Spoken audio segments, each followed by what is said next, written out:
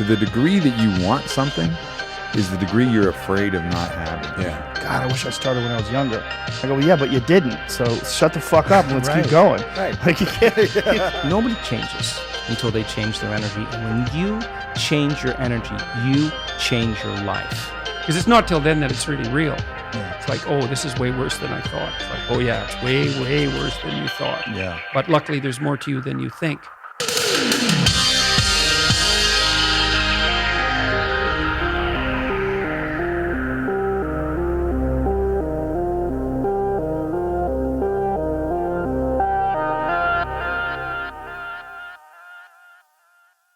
So, Joe, last time we were in Portland, we said we were going to drink a glass of wine together, and it took a moment, but here we are. We got a glass of wine, and we're going to have another conversation. Cool. Cheers, brother. Cheers, brother.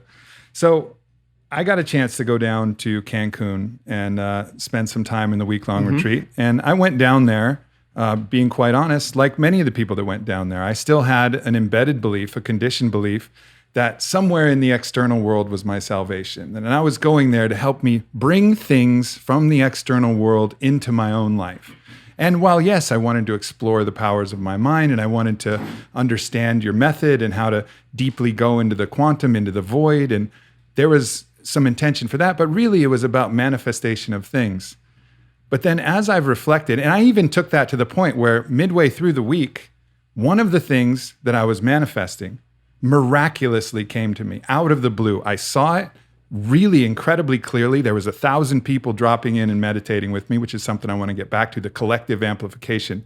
And it came to me and I said, oh, wow. And there was an opportunity for me to go home and follow up on it. And I did it and I took it.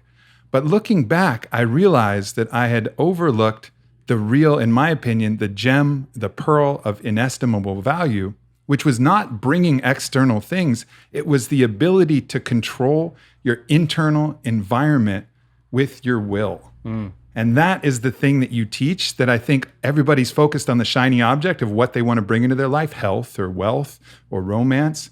But really, if we can control our internal environment of sensations, of our emotions, that is mastery of this game of life. Sure. Well, I think people come to our work for all kinds of reasons. Some people, like you said, have health conditions. Some people want to create a new job, a new career, a new relationship. Some people are craving a mystical experience. Some people just want to understand life from a different perspective. And I think science has become the contemporary language of mysticism. I think it's science that demystifies the mystical. And if you can combine a little quantum physics with a little neuroscience, with neuroendocrinology, with psychoneuroimmunology, the mind-body connection, epigenetics, all of those sciences point the finger at possibility. And if you talk about religion, if you talk about culture, if you talk about tradition, even spirituality, I notice that you divide an audience. But science, in a sense, creates community. So people come for all kinds of reasons. And what I've learned in the last year or so is that what people really want is wholeness. Because when we want something, we're in separation or in lack, right? And so when we started experimenting with doing different scientific measurements, one of the things we started to notice is that when a person somehow connects to something greater, and that has a influence on their nervous system, the side effect is that they feel so whole, so rejuvenated in that moment, so blessed by life in that moment from an inner experience that it's impossible for them to want. I mean, how can you want when you feel whole, right? And so when we started looking at heart coherence and we saw this tremendous changes in people's ability to be able to sustain a state of mind, a feeling in their heart for an extended period of time, we have data to show you could be sick and do that. You could be a vegetarian and do that. You could be a carnivore and do that. You could be rich. You could be poor. And it doesn't, if you're skinny, overweight, doesn't matter. Once you learn that skill of self-regulation and being able to experience a greater level of wholeness, that if you can create from wholeness instead of separation or lack, you can produce greater effects on the nature of reality. So we came from singularity, and when you're oneness or when you're source, there's no separation between cause and effect. Your thoughts create experiences when you're in oneness. We journey down the density, and now we're really separate from source. And so what happens between cause and effect is called time. So we're here now to prove to ourselves that the divine lives in us. So why not practice shortening time or the interval between cause, the thought, and the effect, the experience? And when you start seeing something appear in your life as a result of you at cause, you start getting more kind, more caring, more loving, more conscious, more present, because you feel more whole. And so people in our work come for a lot of reasons, and yes, they have challenges and health conditions. But instead of wanting to heal, I want them to learn the formula on how to heal. I want them to learn the formula on how to create reality. I want them to learn the formula that there is a door to other dimensions that they can create independent of any exogenous substance, and release latent systems in the brain that causes them to realize they're not a linear being living a linear life. They're a dimensional being living a dimensional life, and it only takes one of those experiences where you have an alteration in your identity that you can't go back to being the same person again. Now, the game changes now, because I've seen this so many times when that person runs into the divine, and there's an arousal that takes place in their nervous system. And I'm not talking about a little energy. I'm talking about energy that's so outside of normal. But the arousal isn't coming from fear, which normally creates arousal. It's not coming from aggression, which normally creates arousal. It's not coming from pain. They are running into information. They're running into something profound, and the arousal is creating ecstasy. The arousal is creating bliss. The arousal is so profound. The feeling that they're having isn't coming from anything out there. Mm-hmm. It's coming somehow from within them. And they get a taste of that, and they're less seduced by the outer world. They know where to get it. And now they have a romance with the divine. They have a date with the divine every day, because the process of creation in connecting to that field should be ecstatic. The process of healing another person should be bliss, because you need to connect to that field and create from the field instead of from matter. So there's so much cool research that changes our mind about that, because it's not matter that's emitting a field. It's the field that's creating matter. You teach people to change the field. You change the field, you change matter. And understanding that is a reversal in navigating in a realm beyond space and time.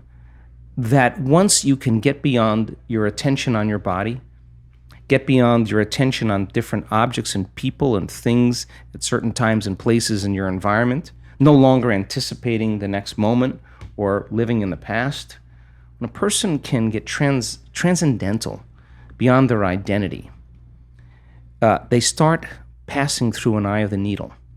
And that is their connection to that unifying field, that invisible field of energy that actually is connecting everything physical and material. And you can't use your senses when you're there. In fact, when you are there, there's a whole nother set of rules to execute in. There's no place to go. How could you go if there's no space? If there's no space, there's no time.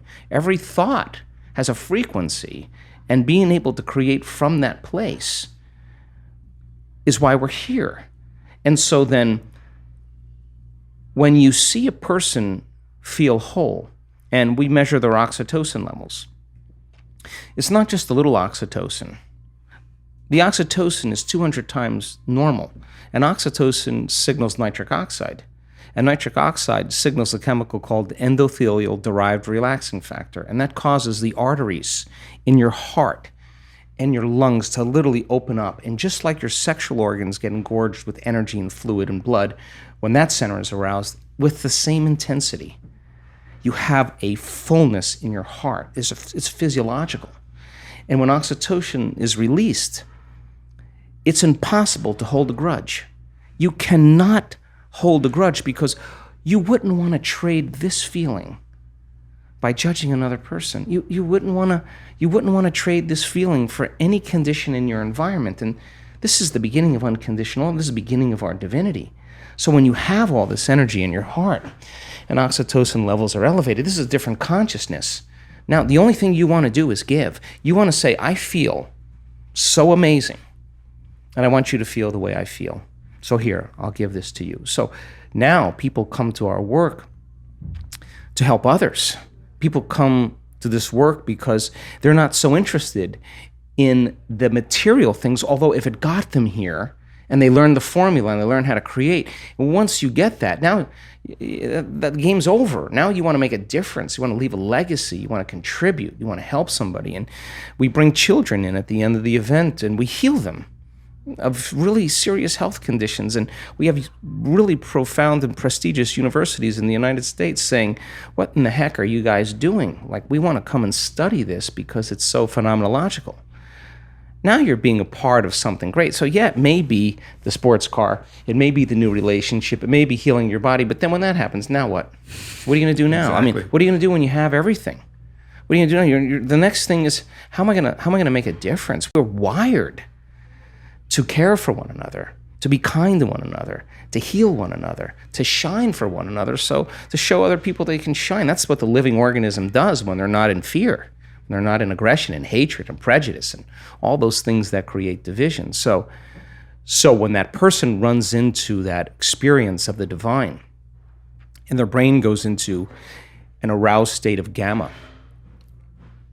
they're getting a biological upgrade. I can guarantee you that some health condition will be eliminated because they just ran into wholeness, and their body will become more whole. So they could do all the diets, all the chemotherapy, all the nutrition, everything, and they're handling that health condition matter to matter.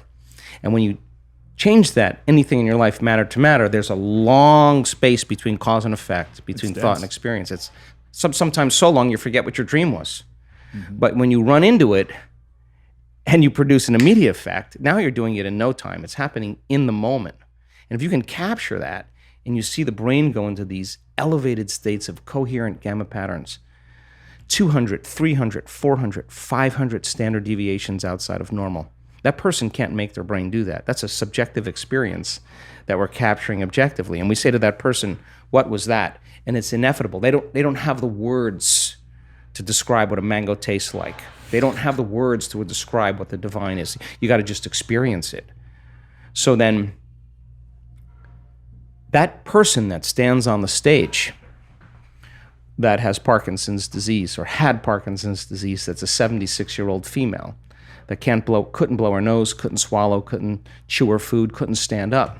One moment, running into the divine, and next thing you know, she's on the stage telling her story.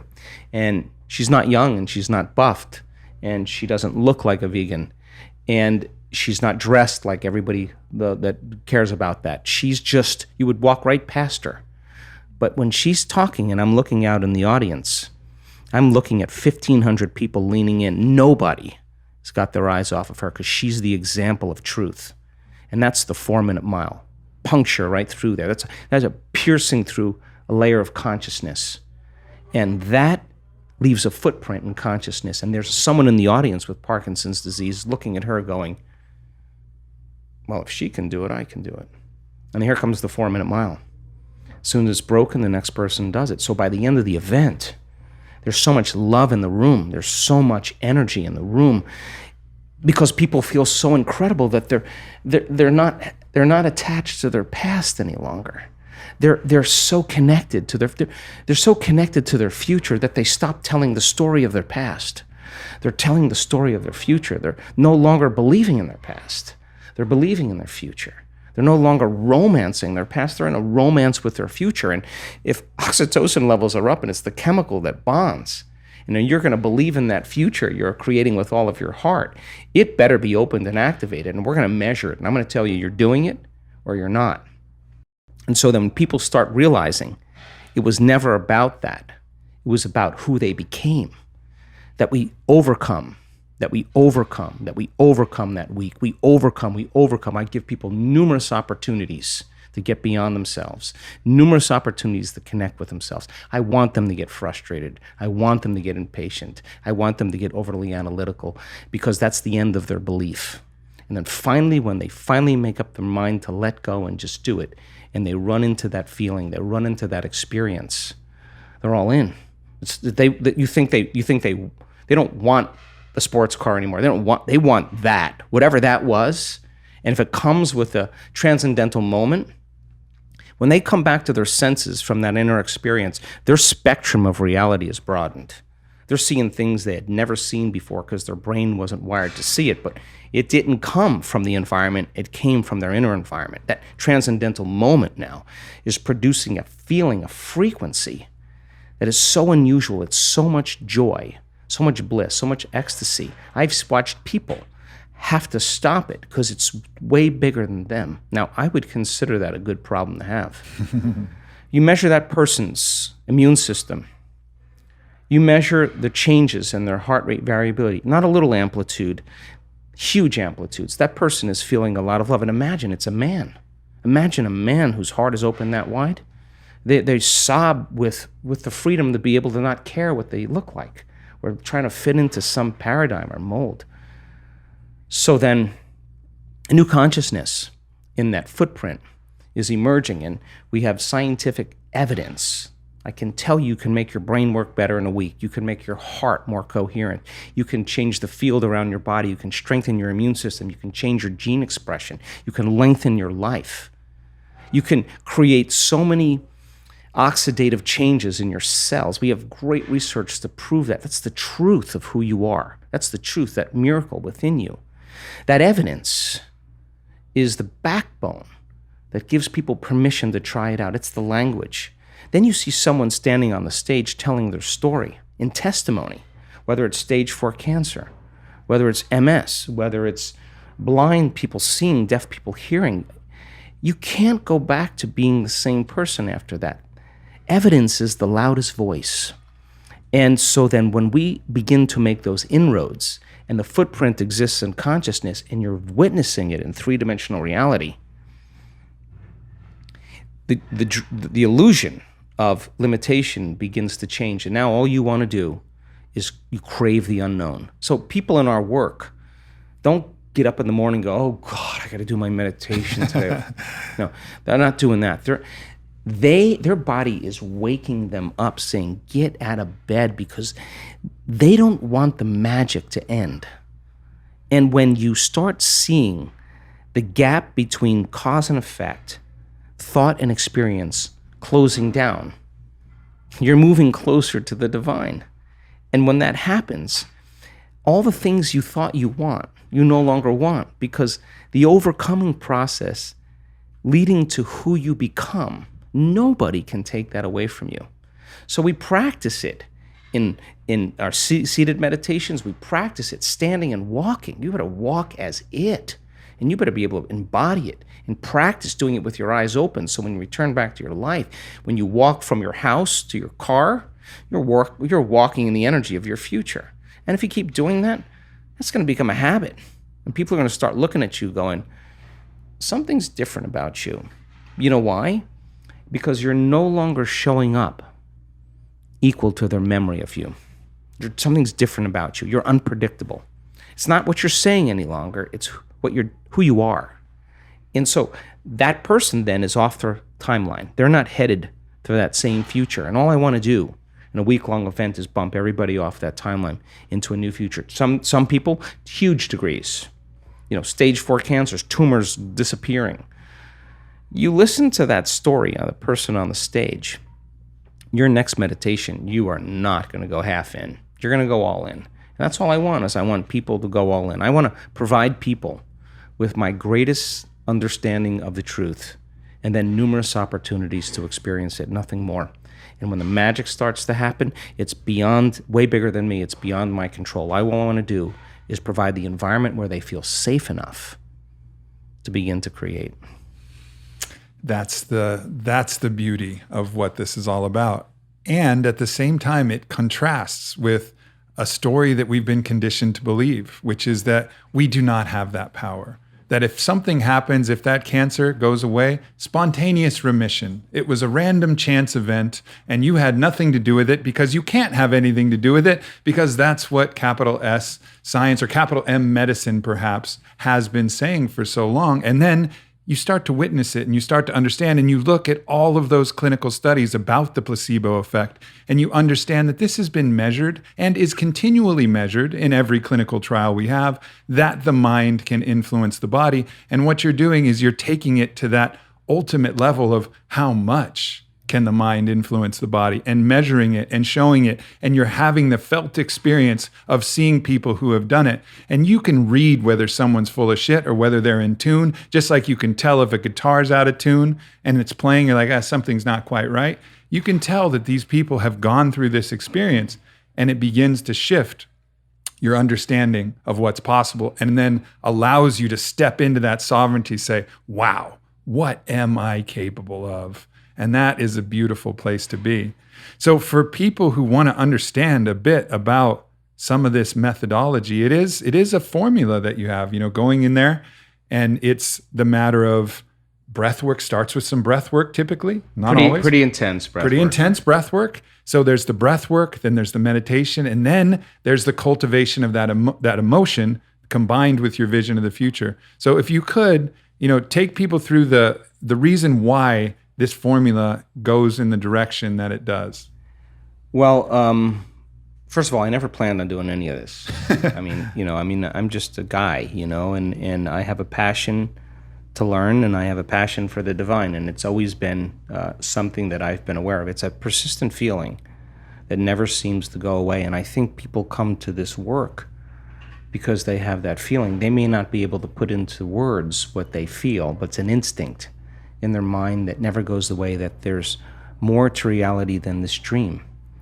And I think that feeling brings them to this work. So when I started on this journey and What the Bleep came around, and that became an overnight sensation, and I was doing all the Bleep conferences, people ask me the same question. And I pay attention to questions because that's what's the real dialogue. They would say, okay, your thoughts create your reality. Okay, how do you do it? I thought that was a great question because this is a time in history right now. 15 years ago, it was philosophy. Quantum physics. Now everybody's informed. Now people. This is a time in history where it's not enough to know. This is a time in history to know how.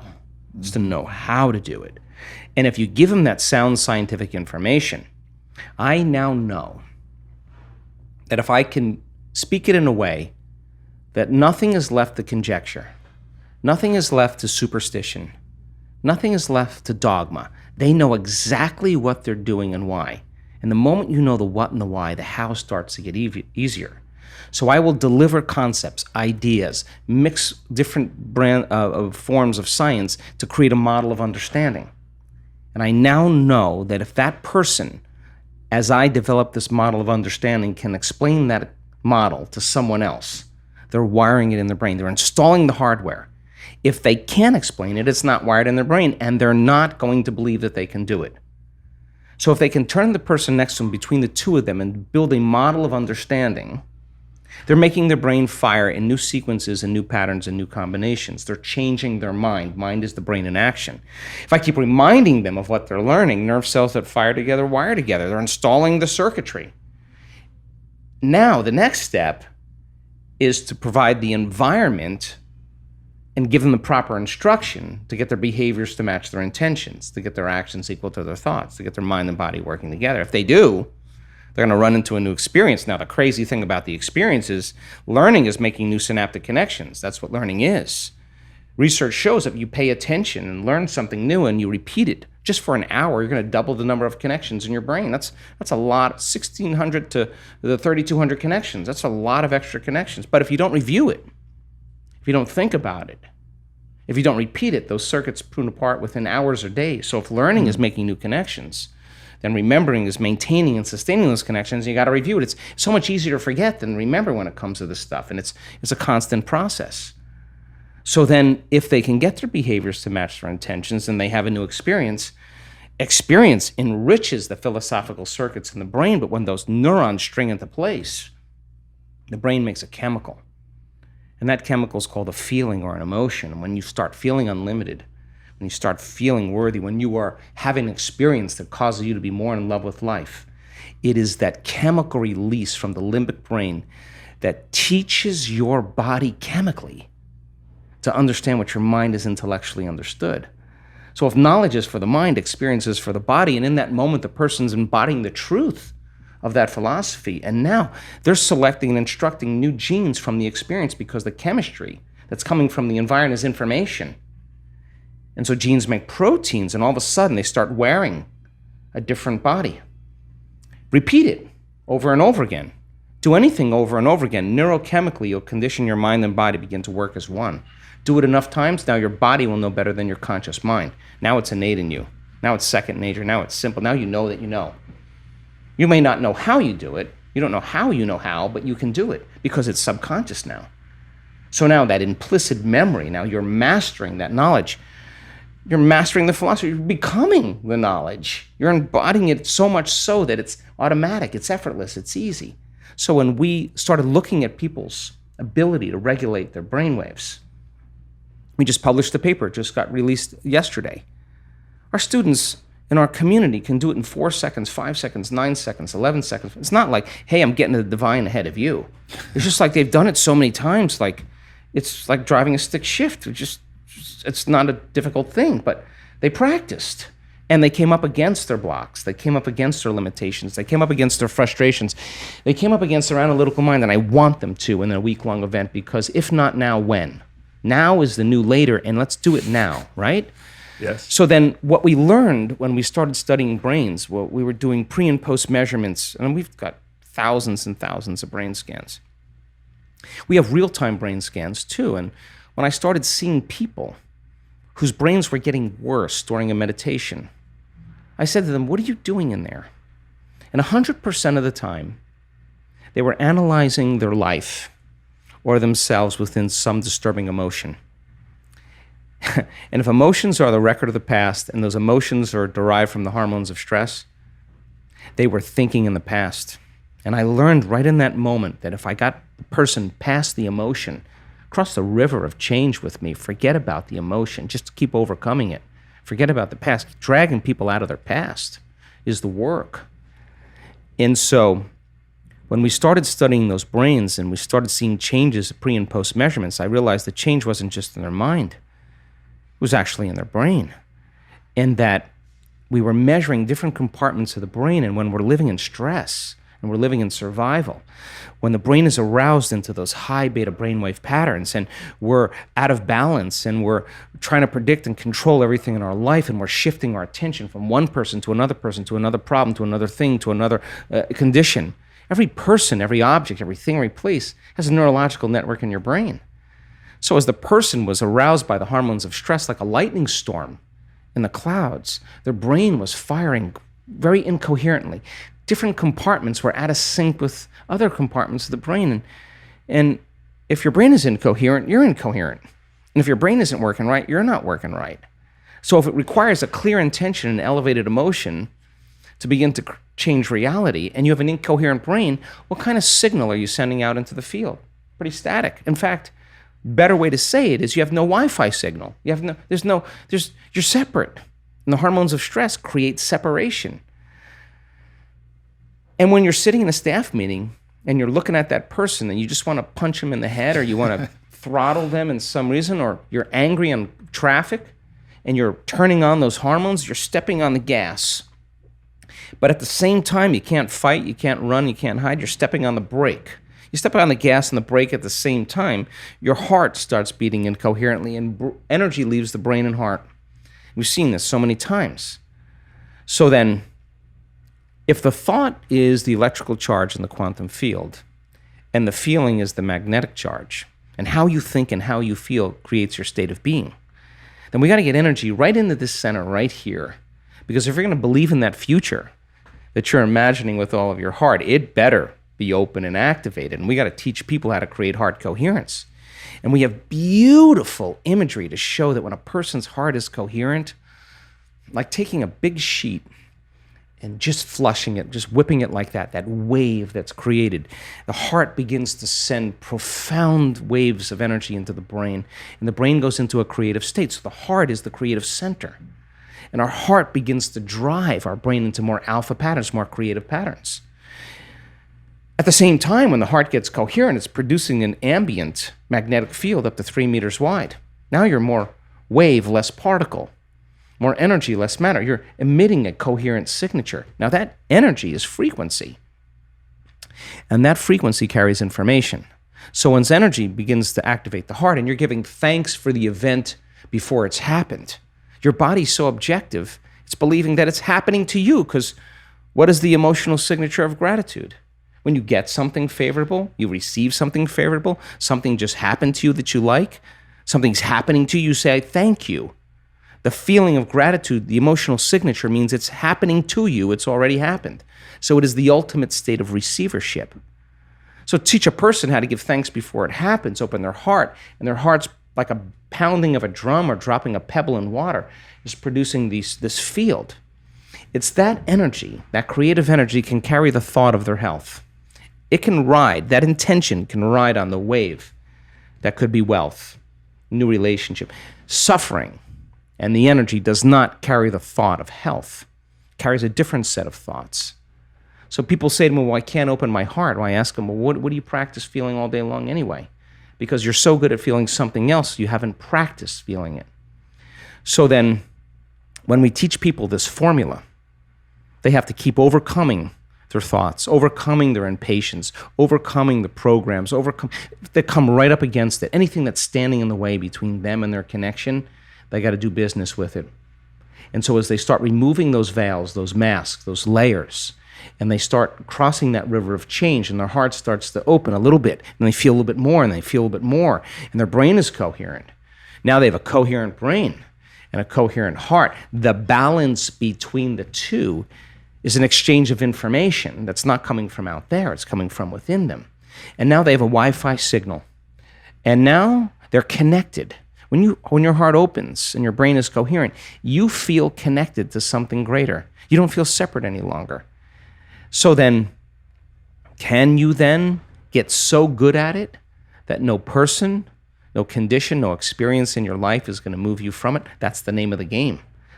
That's the Wi-Fi signal now. And so now, whatever you broadcast into the field is really your experiment with destiny. Not for the whatever you get, but for the fact that you created it. That's the fun part.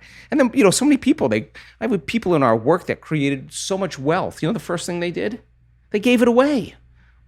Well, of course they would, because they now believe they can create it again. So now what? Now you just get good at giving. It's no longer about that. What do you want? You're going to get that car, and then you're going to be like, I'd rather drive the Mini. I don't really care about that whatever car. I'm just happy with what I have. So when you're at that point where you're so whole that you don't care what people think about you, when you're so happy with yourself that you're free, you don't care what you look like, you're just happy with you, man, that's freedom for people. That's so much freedom. So it brings me great joy to witness transformation. And that formula then, I always tell people, don't work on your healing. Work on learning the formula. Once you learn the formula and get it down, the healing will be the side effect of your personal change. So we teach that formula after about 10 years of research and looking at all the data. And we have great universities right now around the world that are very interested in what we're doing. It happens once, it's an incident. It happens twice, it's a coincidence. It starts happening over and over again. It's a law. So we're seeing people, all shapes, all colors, all ages, all sizes, doing the miraculous.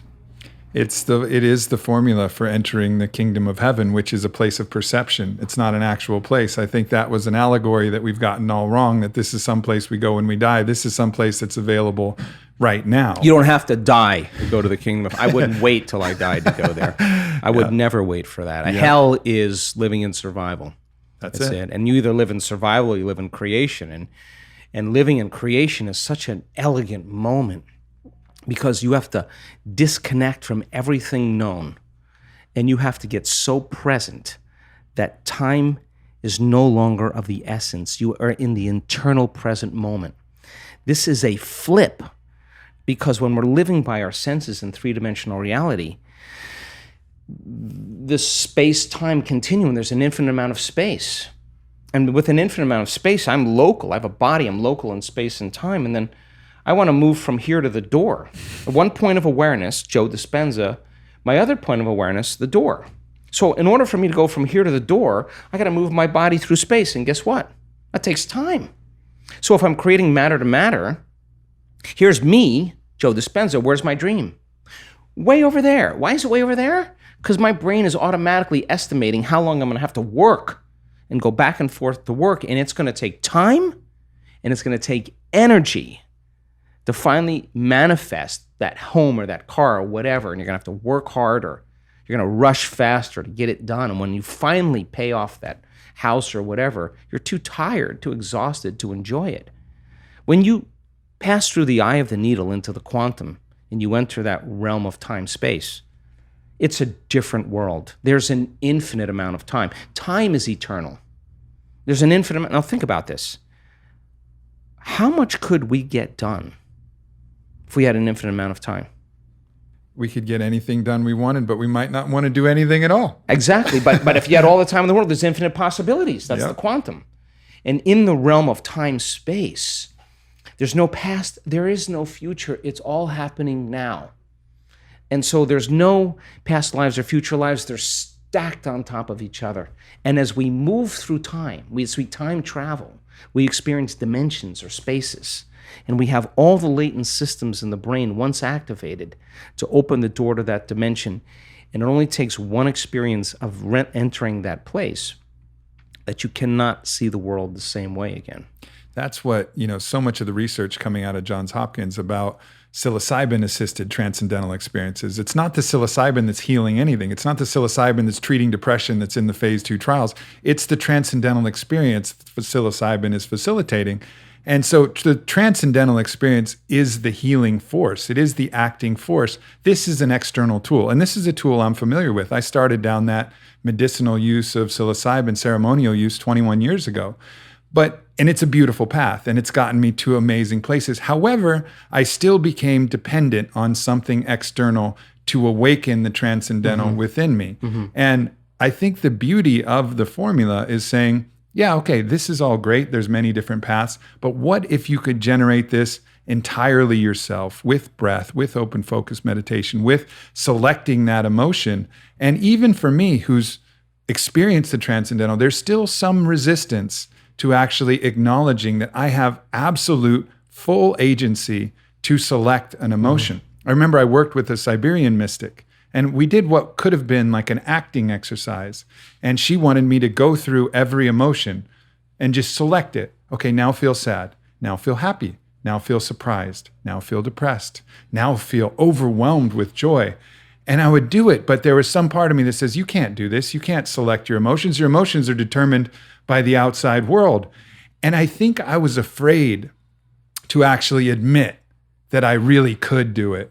Because then if I could really do it, well, then I had all of this responsibility to actually do this. I had to take responsibility for everything I feel. I could no longer blame anything out there in the world for how I was feeling. This was all on me. Sure. So is that where you see the biggest resistance to doing this work? Is it the resistance to accepting that responsibility, forgiving yourself for not knowing this before and not being able to blame anything? Or where is the resistance to just jumping in and giving it a try? I think my view about that has changed a lot in the last couple of years. When you see a person who is blind because of a stroke and is told they'll never heal from that stroke, I mean, after 2 weeks, if it doesn't heal, you'll normally have to live with it, and loses her job, can't drive, she's clinically blind. I'm not the person that is going to tell her, you can absolutely heal this. She has to come to that understanding on her own. So people, many times when they gather knowledge and information, the information causes them to become conscious of what they were once unconscious to. And when you have a greater level of consciousness, you see possibilities. And in a sense, you're energized by information. You're enlightened. You're filled with light in some way, and you see possibilities that you haven't seen before. Now, getting beyond the analytical mind is one of the main purposes of meditation. And I can tell you that the analytical mind is always going to talk us out of possibility because it is fascinated on trying to predict what's going to happen next. So if you can predict your future, then you're laying a known on an unknown. And this is a habit we have because the brain is an anticipation machine. So there's many different obstacles and resistances that come with a persistent disbelief that has been programmed over and over again. I mean, I don't watch television, but I've watched it because of what's happening in the world. And I am so insulted by television commercials. I can't believe people would sit there and allow that information to program them, some drug to make them feel a certain way, some look, some whatever. You don't think that has profound effects on programming a person into limitation? When I wrote the book, You Are the Placebo, I was so angry at myself for 2 weeks. I was so frustrated with myself because I bought the program. People believe they need a flu shot because they don't believe their body's innate capacity to heal. 4 days of teaching people how to elevate their state increased immunoglobulin A in our research by 50%. Immunoglobulin A is your body's primary defense against bacteria and viruses. It's better than the flu shot. It's better than a flu shot. But that's not the information that people get. So there's a layer of programming that's happening. And the beauty behind all of this is nobody's buying information any longer. I love it. And I'm not prone to believe that guy in that tube telling me the way it is, and nobody should. And more people then, as they start to wake up to information, there's a change in energy. Because change in consciousness requires a change in energy. And now, a greater energy causes systems that were once stable to become unstable, to become chaotic. And chaos is just unpredictable order. It's novelty, it's newness, it's an unraveling of systems. So hang on. This is a really profound time because it's got to break. And when it breaks, something better come out of it. And it's not going to be governments and politicians and religious figures and whatever leading the way. There is no one leader. Everybody's got to lead. Just like those birds that move in one direction or those fish that are all in a school and they're moving together, give the appearance of something bigger to predators. You study that principle in biology. It's called emergence. You think that there's one leader that everybody's following. Everybody's leading. And there's a stigma we have in our minds that if you lead with too much passion in your life, you're going to lose your life. Whether you're Martin Luther King or William Wallace or Joan of Arc or Abraham Lincoln, you're going to get it. And that stigma is branded in people's minds for a reason. But this is a time in history to not die for the truth. This is a time in history to live for the truth. And if you're working on your anger and frustration, and I'm working on my fear and anxiety and my judgment, and I'm taking care of me, and you emerge in that heart of yours, and I emerge in that heart, we are going to be like-minded. We're going to be connected by that invisible field. Now everybody's leading, and you just can't take out everybody now. So we can't wait for anybody else to take care of us. This is the fundamental time where something greater's got to grip us. Something greater. And if I see you demonstrating courage, I'm gonna jump in. Mm-hmm. And all of this craziness that's going on is an important time. But when we stop doing all those things and reacting, and we start going, hey, what do you do? Oh, you're a solar panel guy? Oh, I'm a teacher. Oh, you're a doctor? Let's get together and let's start figuring out how to coexist. Oh, you're brown? I'm white? You're black? Who cares? That's the costume you're wearing to the masquerade. I celebrate your uniqueness. I'm weird too. And we're all like that. So the biggest lie is that kind of a way to create separation amongst people for the simple reason to disempower them into limitation, because now they're more dependent on pharmaceutical companies. They're more dependent on religion. They're more dependent on whatever it is that they need out there. But how can you give someone a sugar pill, a saline injection, perform some false surgery or procedure, and a certain percentage of those people will accept, believe, and surrender to the thought that they're getting an actual substance or treatment, and they begin to program their autonomic nervous system to make the exact pharmacy of chemicals equal to the substance they think they're taking. Now, is it the inert substance that's doing the healing, or is it the body's innate capacity to heal? Because that sugar pill represents, it is a symbol of possibility. And you hand that person that pill, and they begin to select a new potential in the quantum field called, this could actually work. And if the doctor's enthusiastic, it'll work better. And if you name it something they can't pronounce, it'll work even better. And if you charge a lot more money for it, it'll work even better. And you make it sound like something that it can do for you, it'll work even better. Viagra, Niagara, it's a lot of flow. It's subconscious cues. So then, in the studies on depression, in the studies on pain relief, those people were making their own pharmacy of antidepressants, their own pharmacy of morphine. They were checking the receptor sites on the outside of the cells, and their body was making morphine. So then, do you need the sugar pill? Do you need the saline injection? Do you need to perform some false surgery or procedure? Because all they're doing is marrying a clear intention with the elevated emotion of optimism, of possibility, of inspiration. They're changing their state of being. All right, so the depression studies took 8 weeks, giving the person the pill every day. Most of them thought they were getting the actual substance because they felt so much better. The brain scans showed that they were better. They were getting the placebo. They went back to the researchers and said, I'm sorry, you must have given me the real medication. No, we gave you the placebo. That's how much better they felt. It wasn't one day. They didn't take it once and say, I'm better.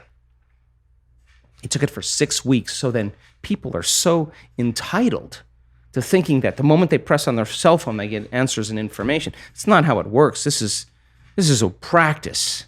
Every day, changing your state of being. Doing it for 8 weeks without a sugar pill. Just marrying a clear intention and elevated emotion, changing your state of being without any exogenous substance. Sooner or later, you start feeling good. You practice feeling good every day for 8 weeks, you're going to start feeling good. It's just going to be the side effect. It just makes sense. Yep.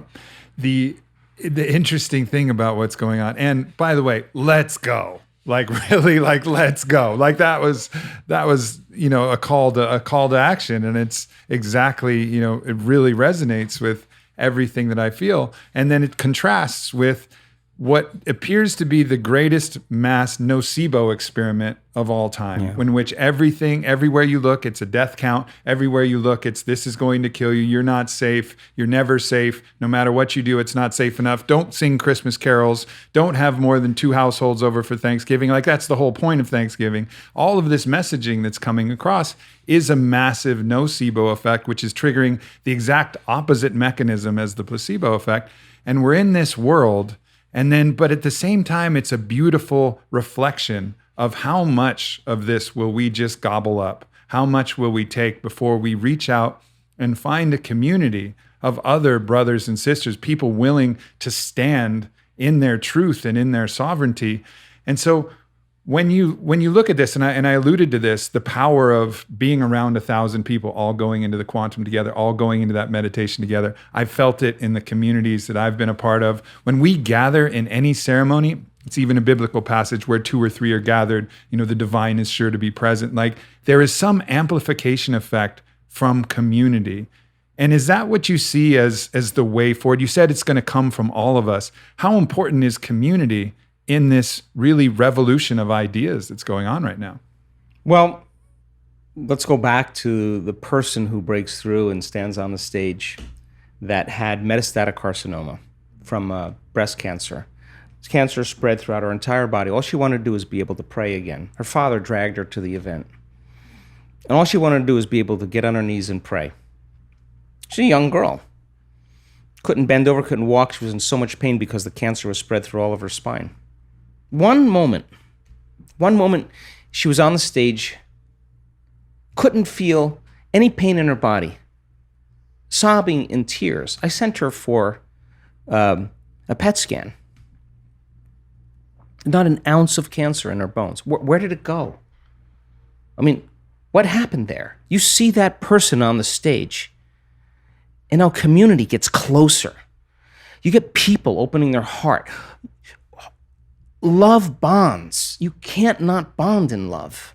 You have to hug. You have to connect. You have to bond. It's whether you're a man hugging a man, a woman hugging a woman, a man hugging a woman, something happens where we are connecting. And so when you see that person, the first one, stand on the stage and tell that story, just like an infection can spread amongst the community and create disease, all of a sudden health and wellness are as infectious as disease. And I just say to my staff, get out of the way. 4 people with Raynaud's syndrome in one event, all healed. 2 people with Parkinson's, psychiatrist and another lady allergic to everything in her life. She came with a ventilator and a mask. And in the middle of the event, she's in front of the room dancing around, no mask, no nothing. And you start seeing people freeing themselves from their own limitations. The energy in the room, it's not just the energy in the room. It's the coherence in the room.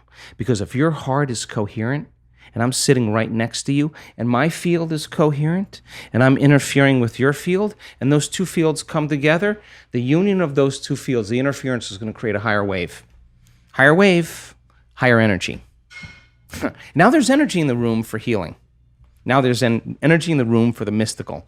And the interference starts creating doors. Interference patterns of fractal geometry that are doors to dimensions. And you tell me then, you get a group of people, 1,000 people in a room. You have 50 people in the front of the room wearing a heart rate monitor. By the middle of the event, everybody is locked into their heart. They know how to execute. And I say, get in that heart of yours, and on that energy, lay the thought that the people in the front of the room on that energy, that their lives be enriched, that their bodies be healed, that their dreams come true. And you explain to me then how all those people in the front of the room, the majority of those people go into heart coherence at the exact same time, the exact same day, and the exact same meditation. They're influencing their autonomic nervous system. The collective is entraining them into the same frequency. And what is that frequency? Love, gratitude, hopefulness for the greatest good. And so then, the collective then moves as one mind, as one heart. And the collective begins to entrain the weak. The collective begins to care for the other ones that are falling behind, not because they want to run to their dream, but because they want to help people realize their dream, because that's important to them. You can't not care. You can't not be present. You can't not be kind. And you see a man show up in a wheelchair from a stroke, completely disabled. His daughter wheeled him around that whole event. And he had a profound moment the very last day. And he went back, she wheeled him into the house, he could walk. He got up in the morning, he showered for the first time in 10 years, got dressed, walked. His wife was having breakfast. He walked down to the store, to the restaurant, and asked if he could sit down and have breakfast. She went absolutely crazy. To me, I don't know, that's better than a sports car. That feeling to me is worth all the gold in the world. So we have people now that I have witnessed so many profound healings where people are healing other people because they know how to administer coherence and change the field of the person laying before them. They understand the science, the quantum physics. They understand all what they're doing and why they're doing it. And then all of a sudden, they're healing all these people in our events. Tumors disappearing, people stepping out of wheelchairs, crazy, blind people seeing, deaf people hearing, crazy stuff. This is biblical proportion stuff. And now they're doing it non-locally because they can't be together, but they understand in the quantum there's no separation. They can do it without being there. And they're not doing it. I've dropped in on these calls. They're not doing it because they want to hang a shingle on their door saying, I'm a healer. In fact, they got to get beyond that in order to heal. They got to get beyond that identity. They're doing it because they're healing themselves every time they connect to love. And so That person then, whose daughter was riddled with a brain injury from a child, that never looked at her brothers, never was present, never could talk, was still and frozen, who's now looking at her brothers and laughing and hugging them and smiling and trying to talk. We're on the call with 50 people and 2 scientists from a prestigious university, and this woman is telling the story, and everybody is sobbing. Everybody is sobbing. Why? We contribute to the living organism. You made a difference. You changed somebody's life. That's why we do it, for that feeling. You keep doing it. That's going to be a common feeling. You're going to get really sensitive to some energy, to some feeling. That's what it's about. People try to work their whole week in opening their heart at a week-long event. Comes time to heal another person. Now it's no longer about them. And they get it. They get it. All they had to do was open their heart for somebody else. That's how it opens. So then we have it backwards. That when we start regulating and feeling wholeness and love, and we practice that on a daily basis, the master goes unnoticed, walking past somebody and healing them. They don't want to be recognized. They're not doing it for recognition. They left that a long time ago. They're doing it because they want to execute. They want to know the right time, the right moment, the right second to be able to do it. So I'm proud of our community, because our community is connected. I never want this work to be about me. If it's about me, it's the wrong thing. I want it to be about them. I want them to be empowered and inspired. I'm not going to tell them what to do. I would never do that. I would rob them of their free will. I want them to be able to execute with the tools to be able to create the life they want. And as you get closer and closer to source, to singularity, to wholeness, it's no longer about you, it's about us. It's about community. And that's when we begin to emerge as something greater. Absolutely. And I think it's also where so many of these different movements have gone awry, because it's been about the guru, the healer, the one person on stage who is doing all the healing and everybody receiving, and them saying, I'm special, I'm different than you, I can do this and you can't. And that's the old model, and that doesn't work. And that's why there's so much pushback to this whole concept, because we've seen over and over again the guru, that master healer, that preacher manipulate other people and say that they're different, they're ordained, they're divinely chosen, and other people aren't. So give them your money, give them your service. And it's placed this kind of hierarchy, and that's not the truth. And so we know that that's not the truth, so we've pushed against it. The truth is that we're all the master, we're all the healer, we're all the mystic, and there's a method and there's a formula. And if we have the courage and audacity to step into that master healer role, we will. But the moment we make it about us, we're go back in the old paradigm, and it's all gonna fall apart. And you are what you practice. You practice being a victim, you're gonna get really good at it. You're gonna get really great at it. You practice being a master or a mystic, keep practicing, walk as it, talk as it, sit as it, surrender to it, become more of it and less of you. You're gonna start having wacky things happen in your life. And you're not gonna be able to explain that to your priest. You're not gonna be able to explain that to the person who's a governor of your province. You're not going to be able to explain that to your doctor. Although, wow, what an amazing time. We have so many physicians that come to our work now. We have so many doctors, oncologists referring their people, their patients, because they understand that if they can't get beyond their emotions and their analytical mind, they are not going to heal. So, the idea that people can create a better life for themselves, to begin to change their body. In order for them to change their body, they got to get beyond their body. Because if their body's trying to change their body, it's just going to take a long time. It's just going to take time. And so when that person has that inner interaction with the divine, they get a biological upgrade. And that upgrade then is instantaneous. And that instantaneous change causes them to take a piece of the divine back here into three-dimensional reality. We take a piece of it with us. So imagine every day You started your day with a date with the divine. Now, I don't know about you. I mean, you have a beautiful wife, but I don't think you would want to miss a date with her too often. I don't. Yeah, you wouldn't. And so what is the difference between a date with the divine? If you're going to make a date, show up. And when you show up, don't complain and beg it for things and complain to it. And would you want to be around that? The divine would just be like, oh my God, meet it in love, meet it with passion, meet it. When your mind matches its mind, when your will matches its will, when your love for life matches its love for life, it is getting really close to you.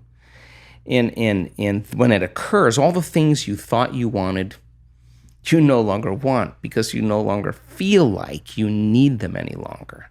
So then the game changes once again. So what an amazing time in history. I mean, amazing time to wake up. Just so grateful that you're out here doing this work and being a pioneer. And, so many people, I was quite confident, but I didn't know if I was going to, meet you. And I've met a lot of other people who've maintained, 10 feet of distance, when I've met them during this time, and maybe gave me an elbow. And they're health professionals, and I'd say, or spiritual professionals or spiritual leaders. And I've said, okay, I see that. But it was really lovely to give you a big warm hug and share a slice of pizza with you. Yeah. And just know that, you're really embodying the beliefs that you speak about and you live for everybody else. So just the utmost gratitude to you and all the work Thank that you, you've bro. done. Thank you, brother. Of course. Yeah. And thank you so much, everybody, for tuning in. This was one of the most inspiring interviews I've ever been a part of. So just so grateful. Thank you, bro. Thanks for checking out this video. For more like it, please subscribe to my channel. And of course, the Aubrey Marcus Podcast with new episodes every single week. And follow me on Instagram @Aubrey Marcus. Thank you so much.